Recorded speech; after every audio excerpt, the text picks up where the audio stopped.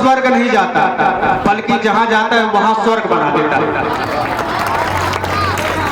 और आप लोग उन्हीं में से एक। मैं आज सबको बता दूं, कार्यक्रम बहुत जबरदस्त होने वाला है, क्योंकि जब मैं मंच पे आता हूं तो देश के प्रधानमंत्री जी को आना पड़ता है।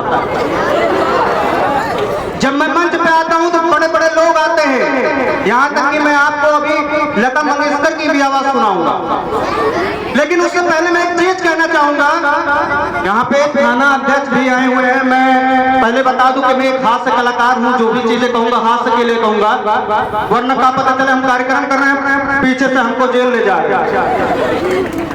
तो ये भी चीजें हमको कहना है। और मैं इनको एक श्रेय में एक बात कहना चाहता हूँ।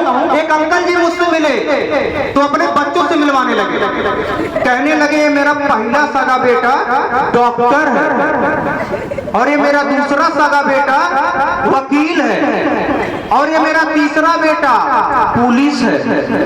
मैंने कहा अंकल जी आप माफ करिए, आप थोड़ा रिमाइंड करिए। आपने कहा ये पहला सगा बेटा डॉक्टर है, ये दूसरा सगा बेटा वकील है, और आपने ये कहा ये तीसरा बेटा पुलिस है। इसमें सगा शब्द का इस्तेमाल क्यों नहीं किया? तो कहने लगे इसलिए क्योंकि पुलिस वाला अपने बाप का भी सगा नहीं होता। कर्तव्य के आगे एक बार जोरदार तालियां होना चाहिए,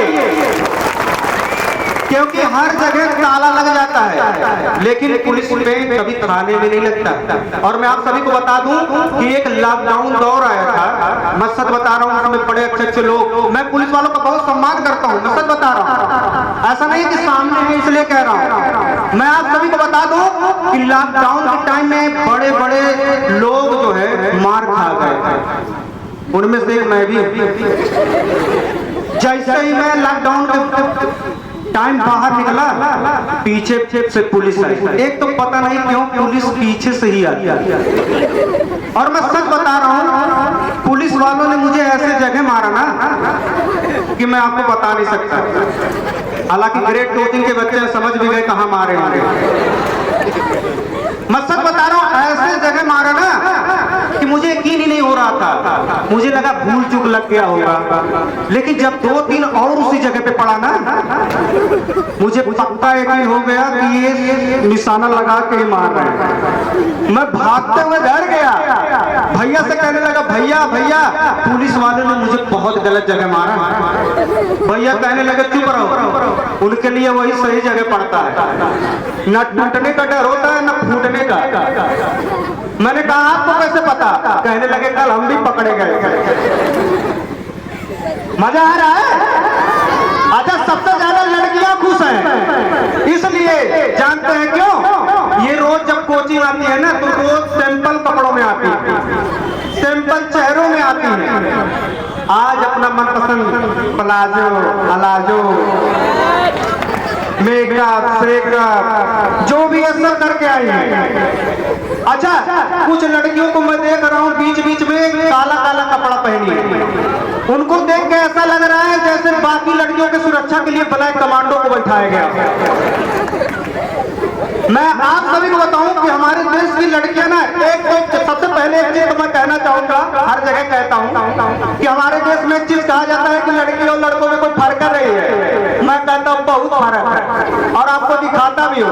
आप देखना कभी कोई लड़का रास्ते से जाएगा ना, साइड में उसका फ्रेंड दिख जाए, बड़े आराम से बोलेगा और राहुल ठीक है और भी बढ़िया है, पता ही नहीं चलेगा।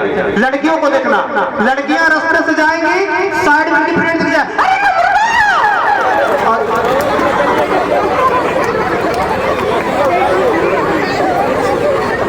देख लीजिए। लड़कियों का जिक्र जब होता है तो कुछ ना कुछ धमाल ही होता है। और मैं चाहूंगा एक बार बहनों के लिए जोरदार तालियां हो जाए। मैं सच बता रहा हूँ हमारे दुनिया में ना अगर सबसे ज्यादा कोई और श्रेय मिला है तो सिर्फ महिलाओं को मिला। आप कभी देखना लड़कियां सबसे ज्यादा एंजॉय करती हैं। आप किसी भी लड़कियों को अगर आप देखेंगे, लड़कियां एक शादियों में 10-10 कपड़े पहनती हैं और लोगों से कहती फिरती हैं मेरे मामू की शादी है ना, मैं प्लाजो पहनूंगी हल्दी के दिन, और मेहंदी वाली दिन ना मैं गाउन पहनूंगी, और रजगे के दिन ना मैं गरारा सरारा पहनूंगी, और शादी वाली दिन ना मैं लहंगा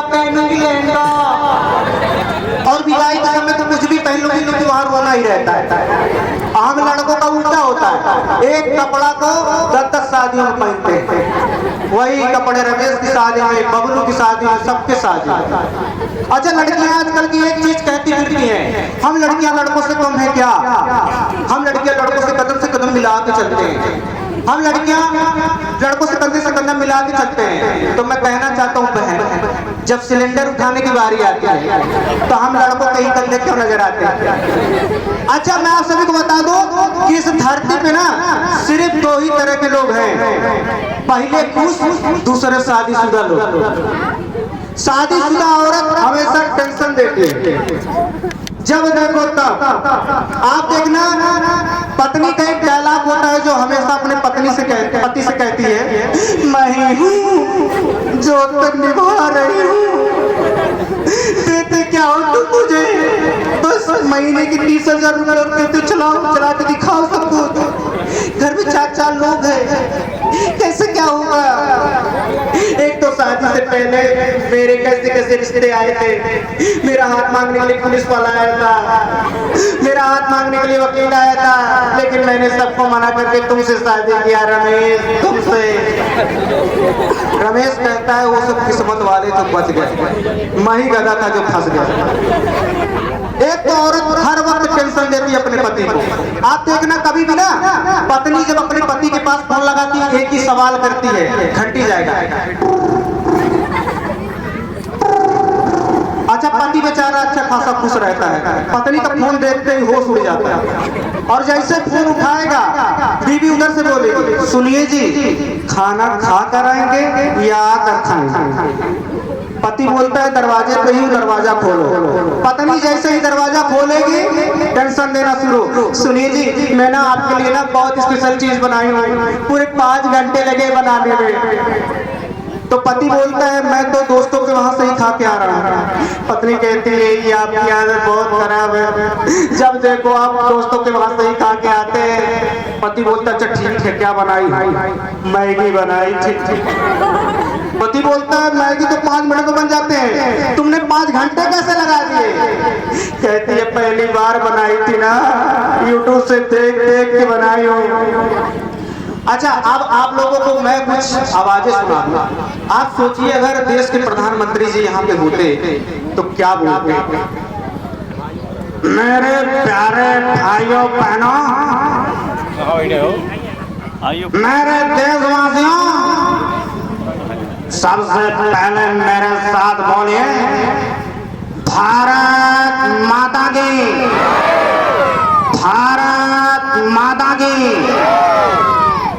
उत्तर प्रदेश के उत्तम संत कबीर नगर वालों, मैं आप लोगों से एक ही चीज कहना चाहता हूं कि जिस तरह आज आदरणीय बरका अब्दुल्ला सर 22वां वार्षिक उत्सव मना रहे हैं, मैं आप लोगों से पूछना चाहता हूं ये सफर 100वां वार्षिक उत्सव तक जाना चाहिए कि नहीं जाना चाहिए? पीछे वाले लोग जाना चाहिए कि नहीं जाना चाहिए? आपको पता होगा कि कुछ वर्ष पहले एक चोटी कटवा ऊपर आया था, जो महिलाओं की चोटी काट ले रहा था। उस समय लड़कियां सोती कम थी, उठ के कर रही थी चोटियां है कि काट ले गया। तो ये बात जब देश के प्रधानमंत्री तक पहुंचा तो मोदी जी क्या बोले? मेरे प्यारे भाइयों बहनों, मुझे पता चला है हमारे देश में कोई हमारी माताओं और बहनों का चोटी काट रहा है। मैं उससे कहना चाहता हूं अगर काटनी है तो देश की गरीबी को काटना, अगर काटना ही है तो बेरोजगारी को काटो, और अगर चोटी काटनी है तो उनकी काटो जो पार्लर में कटवाने जाती है। अच्छा, मोदी जी मेरे सपने में आते हैं। मैंने एक दिन उनसे पूछ लिया कि मोदी जी आप बहुत महंगाई बढ़ा रहे हैं, हर एक सामान का दाम बढ़ा रहे हैं। तो मोदी जी कहने लगे मेरे प्यारे भाइयों बहनों, क्या बेटे का फर्ज नहीं है क्या कि पिता का नाम आगे ले जाए? क्या एक बेटे का कर्तव्य नहीं होता है क्या कि अपने पिता का नाम आगे ले जाए? मेरे पिता का नाम दामोदर है, इसीलिए मैं हर एक सामान का दाम और दर दोनों आगे ले जा रहा हूँ भाइयों बहनों। अच्छा आप सोचिए, किसी की फरमाइश थी, कोई बच्ची बोली है कि लता मंगेशकर की आवाज पहले उनको हम सुना दे, उसके बाद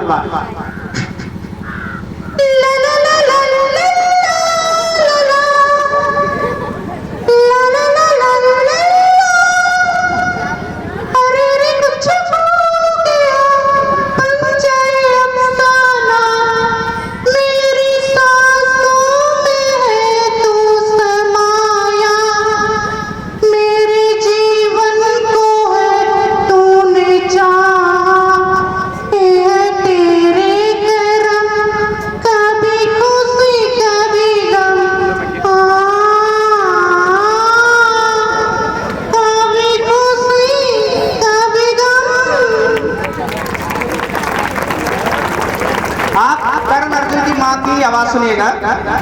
मेरे करण अर्जुन आएंगे, ठाकुर दुर्जन सिंह मोबाइल का चार्जर लाएंगे। मैं बहुत बहुत धन्यवाद करता हूँ कि आज इतने अच्छे अच्छे लोगों के बीच में मुझे परफॉर्मेंस करने का मौका मिला। बहुत बहुत धन्यवाद। और मैं ग्रेट कोचिंग को बहुत बहुत शुभकामनाएं देता हूँ कि वो ऐसे ही कार्यक्रम करते रहें। और आदरणीय बरकतुल्लाह सर को मैं बहुत बहुत धन्यवाद करता हूँ कि जो मुझे ऐसे मंच पे कुछ बोलने का मौका देते हैं। तो मैं बहुत बहुत आप लोगों को धन्यवाद करता हूँ।